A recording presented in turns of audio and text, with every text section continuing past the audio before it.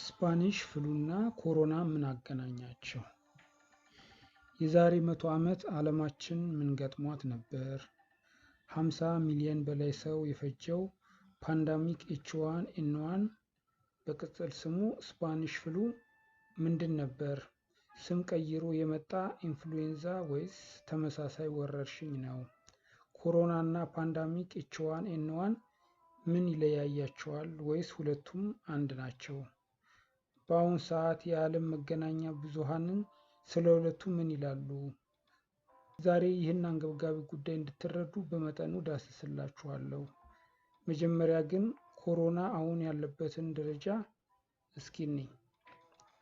በወርሃ ታህሳስ በቻይናዋ ውሃን ግዛት ለመጀመሪያ ጊዜ የታየው የዓለማችን ቁጥር 1 ስጋት ኮሮና ቫይረስ በዓለም ላይ ወደ 100 በሚጠጉ ሀገራት ወደ 130,000 ሰዎችን ያጠቃ ሲሆን ወደ 5,000 የሚደርሱ ሰዎችን ሕይወት እስከ መጋቢት 2020 ድረስ ነጥቋል።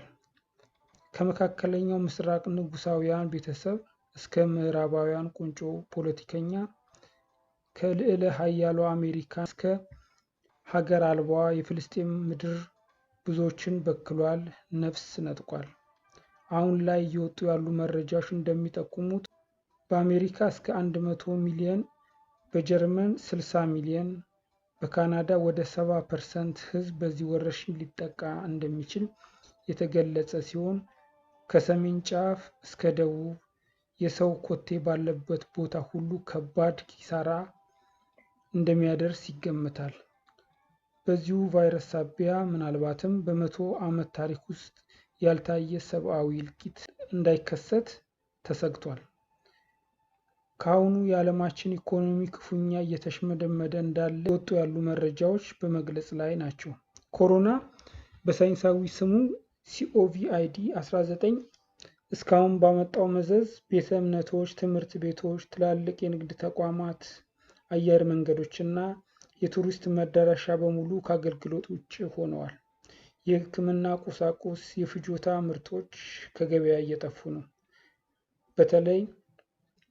በተለይ ዓለም ከቻይና ጋር ያለውን ግንኙነት ማቋረጡን ተከትሎ ከወዲሁ የምርት እጥረት ተከስቷል። ወደ ተነሳውበት ዋና ጉዳይ ልመልሳችሁና ፓንደሚክ ኤች1ኤን1 ምን እንደሚመስል እስኪ እንይ። ከ1918 እስከ 1920 ዓለምን ጉድ ያደረገ ተመሳሳይ የኢንፍሉዌንዛ ቫይረስ በምድራችን ላይ ታላቅ እልቂት አምጥቶ ነበር። ይህ ሳይንሳዊ ስሙ ፓንደሚክ ኤች1ኤን1 ወይም ስፓኒሽ ኢንፍሉዌንዛ እስከ 50 ሚሊዮን ሕዝብ በጥቂት ዓመታት ውስጥ ፈጅቷል። መነሻው በውል የት እንደሆነ ያልታወቀው ፓንደሚክ ኤች1ኤን1 ለመጀመሪያ ጊዜ የታየው በአንድ የፈረንሳይ ሚሊተሪ አባል ላይ ነበር። በመላው ዓለም 500 ሚሊዮን የዛን ዘመን የዓለማችንን ሲሶ ሕዝብ መሆኑ የተያዘ ሲሆን የአንደኛው የዓለም ጦርነትን ማብቃት ተከትሎ ወደ ሀገራቸው የተመለሱ የጦር ሰራዊት አባላት በየሀገሩ እንዳዳረሱት ይታመናል። ፓንደሚክ ኤች1ኤን1 በአሜሪካ ብቻ 675,000 ሰዎችን ሕይወት ነጥቋል። በወቅቱ ይህ ቫይረስ ከ20 እስከ 40 ዓመት ያሉ እና 60 ዓመት በላይ የሆኑ ሰዎችን በአብዛኛው ያጠቃ ነበር። ምንም አይነት ክትባትም ሆነ አንቲባዮቲክ የማይበግረው ይህ ቫይረስ አሁን ኮሮናን ለመከላከል እየተደረገ ያለው አይሶሌሽን ሆነ የኳራንታይን ሂደት አላቆመውም ነበር። ሴንተር ፎር ዲዚዝ ኮንትሮል ኤንድ ፕሪቨንሽን ሲዲሲ እንዳስነበበው ኮሮና እና ስፓኒሽ ፍሉ ወይም ፓንደሚክ ኤች1ኤን1 ተመሳሳይ ባህሪ አላቸው። ሁለቱም የመተንፈሻ አካልን ያጠቃሉ። ሁለቱም ተመሳሳይ ሲምፕተም አላቸው። ራስ ምታት፣ ትኩሳት፣ ሳል ሁለቱም የሚታይባቸው ሲሆን ሁለቱም አጣዳፊና ገዳይ ናቸው። በሌላ ቫይረስ የተጠቃ ሰው ካገኙ ሁለቱም አዳክሞ እስከ ወዲያኛው ይሸኛሉ። ሁለቱም በሽታዎች ዓለምን ሽብርና ጭንቀት ውስጥ የከተቱ ምህረት የለሽ ወረርሽኝ ናቸው። ሌሎች የጉንፋን አይነቶች በዓለም ላይ የተለያየ ጊዜ ተከስተዋል።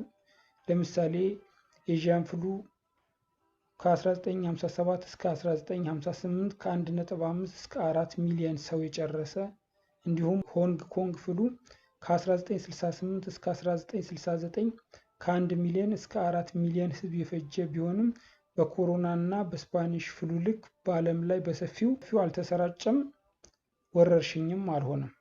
ስለሆነም ዘወትር የሚሰጡ መግለጫዎችን በመከታተል ኮሮናን የመከላከል ግንዛቤውን ማዳበር ጠቃሚ ነው። ይህ መረጃ ለሌሎች እንዲዳረስ እንዲሁም ሌሎች ከኮሮና ጋር የተያያዙ መረጃዎች እንዲደርሳቸው ሰብስክራይብ አድርገው ይከታተሉ።